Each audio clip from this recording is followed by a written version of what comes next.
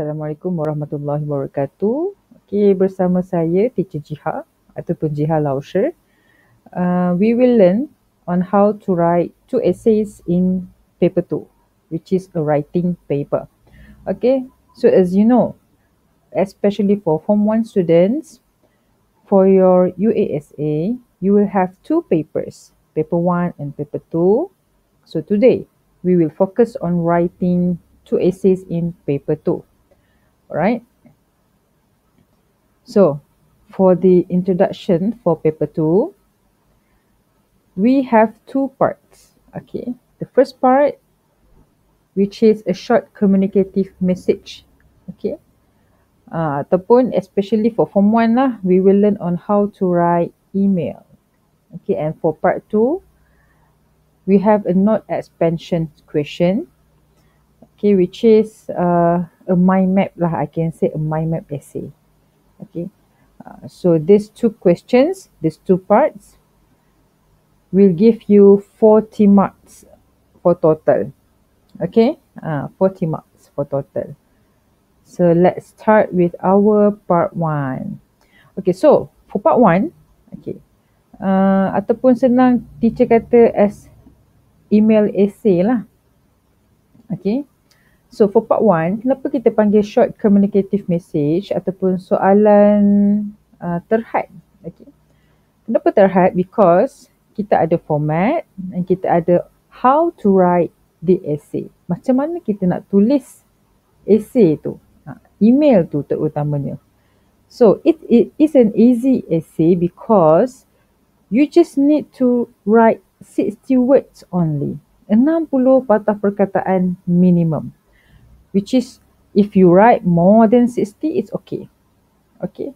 But if you write less than 60 tu yang susah sikit lah. Okay, sebab bila dia dah bagi tahu dah, if you write until 60 words, it means that you punya isi tu mesti ngam-ngam. Kan, okay. But if you write less than 60 lah, let's say you write in 50 words ke, 55 words ke, so if you compare to your friends yang tulis sampai 60 words, you mesti akan rasa, oh, most of your friends yang tulis 60 words and above ni, dia punya isi ataupun dia punya cerita dalam email dia tu lagi sedap lah. Because banyak vocabulary lagi. Okay, ada banyak lagi sebab yang dia tulis. Okay. So for marks, untuk part 1 ni, full marks dia 20. Okay, 20 marks. So, for my students lah, okay, teacher selalu ajar the burger formula. Okay, why the burger formula? Because the burger, okay, burger yang cantik, dia akan ada top bun and bottom bun, dan the feeling of the burger tu memang akan sedap, betul tak?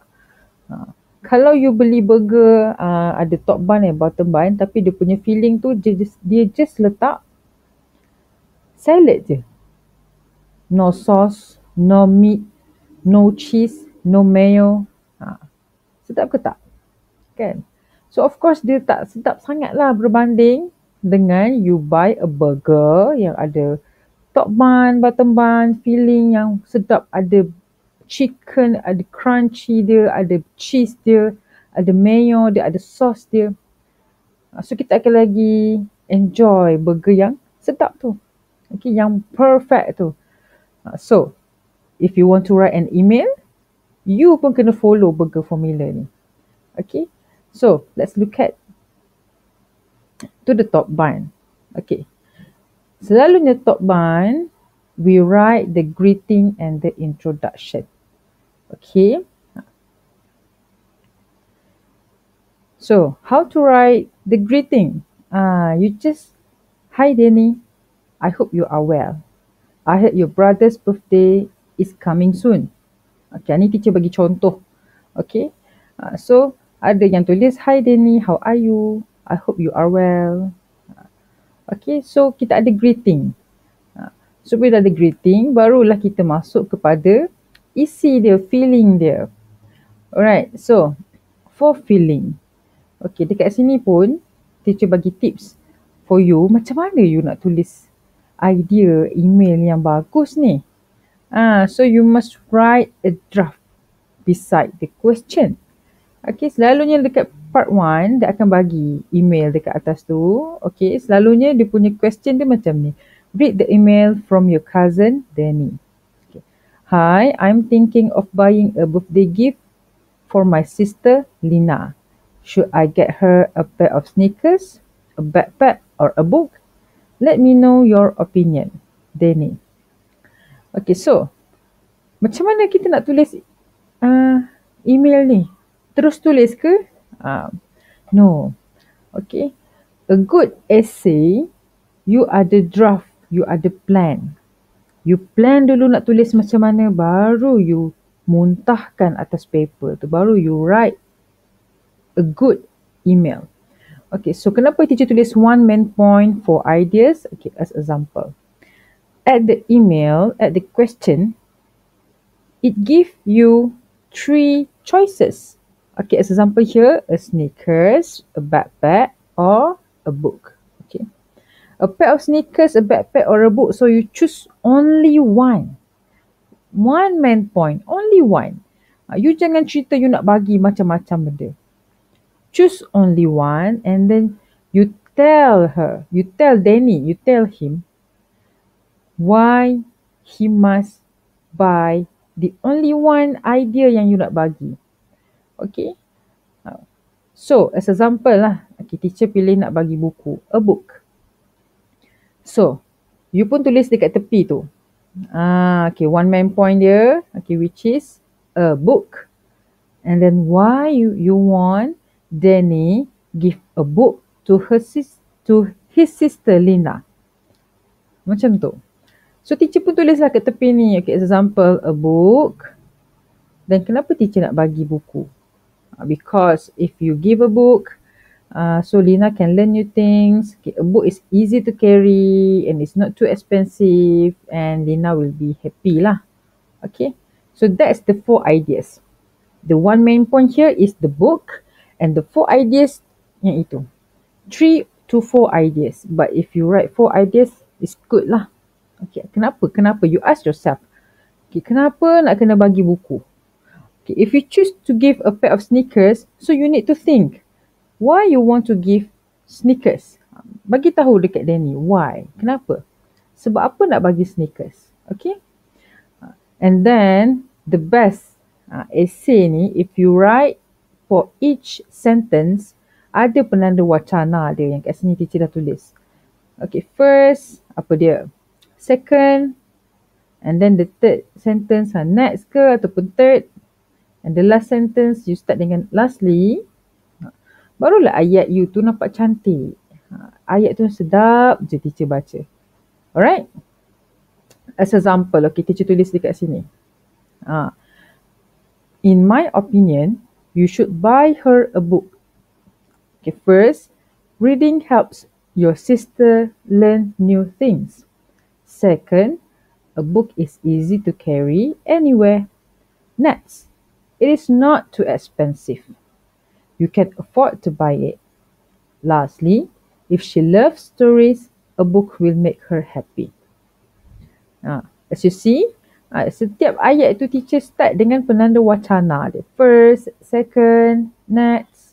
Okay, barulah senang nanti you nampak you punya idea itu berkembang.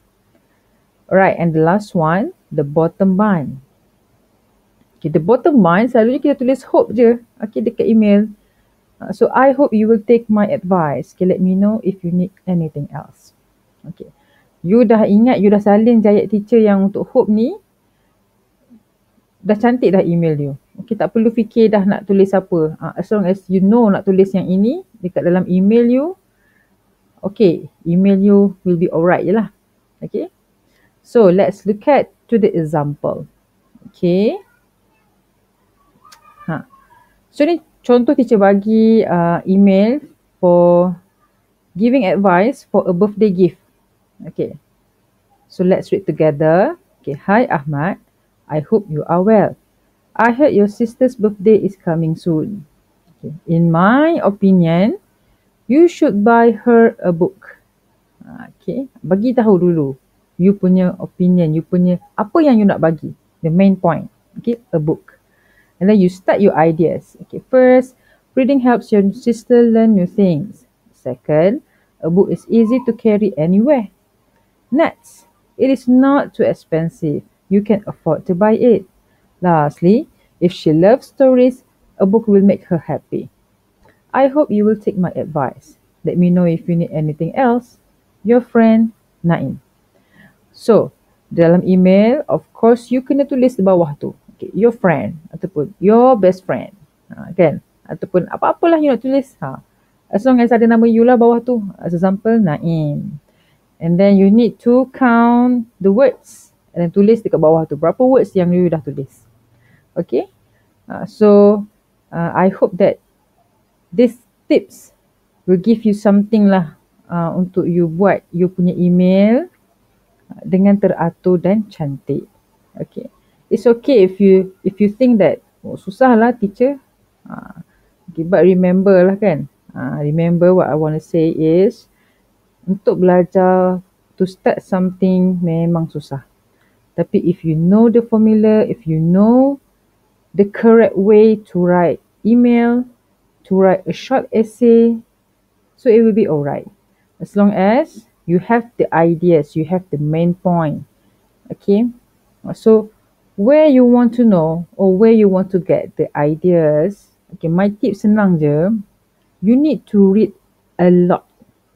Read a lot of English articles ke, English news ke, English stories ke, so that you have a good vocabulary and you ada satu perasaan yang you boleh tulis dengan tenang.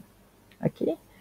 So maybe lama-lama you akan terbiasa dan insyaAllah you akan dapatkan satu karangan English yang baik. So good luck and I hope you can try the tips.